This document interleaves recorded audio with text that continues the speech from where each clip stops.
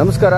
ನೋಡಿ, ನಮ್ಮ C college ಹತ್ತಿರ ಅಯ್ಯಪ್ಪನಗರ ಬೇಕರಿ ಹತ್ರ ನಮ್ಮ ಆಟೋ ಚಾಲಕನಿಗೆ ಯಾವ ರೀತಿಯಾದಂಥ ಏನು ಈ ಕಿಡಿಗೇಡಿಗಳು ಹೊಡಿತಾ ಇರೋದು, ನಮ್ಮ ಆಟೋ ಚಾಲಕನಿಗೆ ಈ ರೀತಿಯಾದಂಥ ಏನು ಒಂದು ದೌರ್ಜನ್ಯ ಮಾಡ್ತಾ ಇರೋದು ಭಾಳ ನೋವಾಗ್ತಾ ಇದೆ. ಆಟೋ ಚಾಲಕರು ಭಾಳಷ್ಟು ಕಷ್ಟಪಟ್ಟು ಏನೋ ಒಂದು ದುಡಿಮೆಗೆ ಬರ್ತಾರೆ. ಇವರು ಗಾಂಜಾ ಮತ್ತಲ್ಲಿ ಈ ಒಂದು ಮದ್ಯಪಾನ ಮಾಡಿ ಆಟೋ ಚಾಲಕರಿಗೆ ವಸೂಲಿ ಮಾಡೋದು, ಈ ರೀತಿಯಾದಂಥ ಏನೋ ಒಂದು ಕೆಟ್ಟ ವರ್ತನೆಯನ್ನು ನೋಡ್ತಾ ಇರ್ಬೋದು. ನೀವು ನೋಡಿ ಯಾವ ಥರ ಹೊಡಿತಾ ಇದ್ದಾನೆ, ನೀವು ನೋಡ್ತಾ ಇರ್ಬೋದು.